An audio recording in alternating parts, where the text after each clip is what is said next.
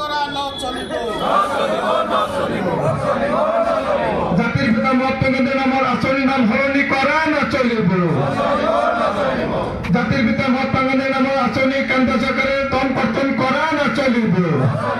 পূৰ্বৰ U P A চৰকাৰে কংগ্ৰেছ নেতৃত্বাধীন ইউ পি এ চৰকাৰে ভাৰতবৰ্ষৰ প্ৰতিজন মানুহে যাতে কাম পায়, বছৰত 100 দিনৰ কামৰ গেৰাণ্টিৰে MGNREGA এটা আইন আনিছিল আৰু সেই MGNREGAৰ জৰিয়তে দেশখনৰ কোটি কোটি মানুহে জব কাৰ্ড লাভ কৰিছিল আৰু সেই জব কাৰ্ডৰ জৰিয়তে কাম লাভ কৰিছিল। ভাৰতবৰ্ষৰ ইতিহাসত কেন্দ্ৰীয় চৰকাৰে যিখিনি পদক্ষেপ লৈছে স্বাধীনতাৰ পিছৰে পৰা আজিৰ তাৰিখ পৰ্যন্ত কেইটামান অন্যতম কথা বা অন্যতম আইন বা দেশবাসীৰ কাৰণে যিখিনি চৰকাৰ এখনে উপহাৰ দিয়ে তাৰে ভিতৰত অন্যতম হৈছে MGNREGA আইন। অন্যতম হৈছে ফুড ছিকিউৰিটি বিল, প্ৰতিজনে খাদ্য পাব লাগিব।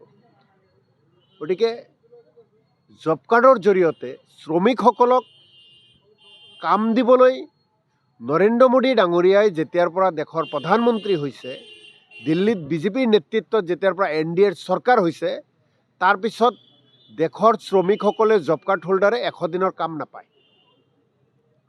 MGNREGAৰ নামত বাজেট কমাই দিছে। নৰেন্দ্ৰ মোদী ডাঙৰীয়া আহি MGNREGAৰ নামত যিখিনি বাজেট দিব লাগে, যিখিনি ধন ৰাজ্য চৰকাৰসমূহলৈ দিব লাগে, এই চৰকাৰে কমাই দিছে।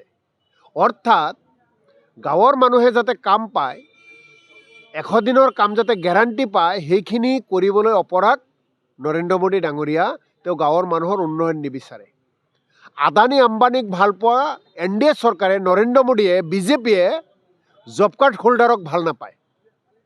আজি আপুনি বৰপেটা জিলাত চাব, বিগত বেছি দিনৰ কথা নকওঁ, 2টা বছৰত যদি আপুনি জব কাৰ্ড হোল্ডাৰৰ ওচৰলৈ যায়, চাব যে তেওঁলোকৰ একাউণ্টত ধন অহা নাই, 100 দিনৰ কাম দিব পৰা নাই।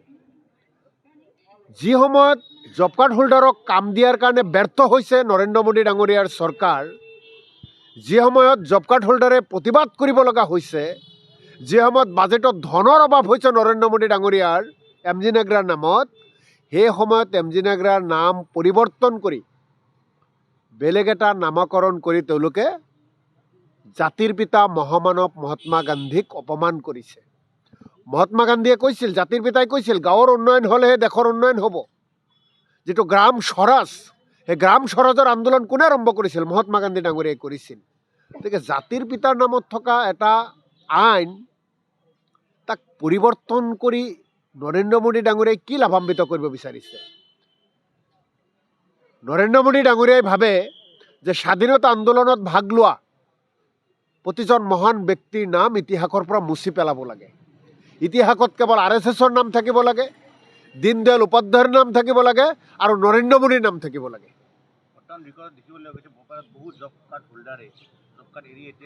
জব কাৰ্ড এতিয়া মানুহে বাদে দিলে। জব কাৰ্ডবিলাক এনেকুৱাভাৱে বাকচত ভৰাই থৈছে, তাতে আপোনাৰ মকৰাজাল লাগিছে। জব কাৰ্ডত মকৰাজাল লাগিছে। হিমন্ত বিশ্ব শৰ্মাৰ ৰাজ্য চৰকাৰে কেন্দ্ৰীয় চৰকাৰৰ পৰা MGNREGAৰ নামত ধন আনিব পৰা নাই আৰু এই ৰাজ্য চৰকাৰেও দিব পৰা নাই। গতিকে জব কাৰ্ড হোল্ডাৰৰ লগত প্ৰতাৰণা কৰি আছে চৰকাৰে, তেওঁলোকক বঞ্চিত কৰিছে। গতিকে আমি মহাত্মা গান্ধী ডাঙৰীয়াৰ প্ৰতি নৰেন্দ্ৰ মোদী ডাঙৰীয়াই যিটো অপমানমূলক কাম কৰিছে তাৰ তীব্ৰ বিৰোধিতা কৰিছোঁ। আৰু যেতিয়ালৈকে MGNREGA এই আইনখন বাহাল নাৰাখে, যি আইন পৰিৱৰ্তন কৰিছে তেওঁলোকৰ সংখ্যা বেছি, তেওঁলোকে সংসদত সেইখিনি কৰিব পাৰে, কিন্তু আজি ৰাইজে, ভাৰতবৰ্ষৰ ৰাইজে, অসমৰ ৰাইজে বেয়া পাইছে। জাতিৰ পিতাৰ লগত কোনো ৰাজনীতি কৰিব নালাগে। যিজন জাতিৰ পিতাৰ নেতৃত্বতে আমি স্বাধীনতা লাভ কৰিছোঁ, মহাত্মা গান্ধীৰ নেতৃত্বতে ভাৰতবৰ্ষ স্বাধীন হৈছে, তাৰ কাৰণে নৰেন্দ্ৰ মোদী আজি প্ৰধানমন্ত্ৰী হ'ব পাৰিছে, নৰেন্দ্ৰ মোদী ডাঙৰীয়া। আৰু তাৰপিছতে সেইজন ব্যক্তিৰ লগত প্ৰতাৰণা, সেইজন ব্যক্তিৰ লগত চল চাতুৰি। তাৰমানে কি বিচাৰিছে? যে পৰৱৰ্তী আহি থকা নৱপ্ৰজন্মই, আহি থকা নিউ জেনেৰেশ্যনে সকলোকে বাদ দি কেৱল নৰেন্দ্ৰ মোদীৰ নামে মনত ৰাখিব লাগিব। হয়, নৰেন্দ্ৰ মোদীৰ নাম মনত ৰাখিব। এজন ব্যৰ্থ প্ৰধানমন্ত্ৰী হিচাপে ভাৰতৰ ইতিহাসত জিলিকি থাকিব নৰেন্দ্ৰ মোদীৰ নাম। কলা চিহাৰীৰে লিখা থাকিব নৰেন্দ্ৰ মোদীৰ নাম। যিমান কাম কৰিছে, কোনো কামেই ভাৰতক উন্নয়ন দিব পৰা নাই, ভাৰতবাসীয়ে শান্তি পোৱা নাই, ভাৰতবাসীয়ে কাম পোৱা নাই। কেৱল বেপাৰীসকলৰ লগত তেওঁৰ সম্পৰ্ক।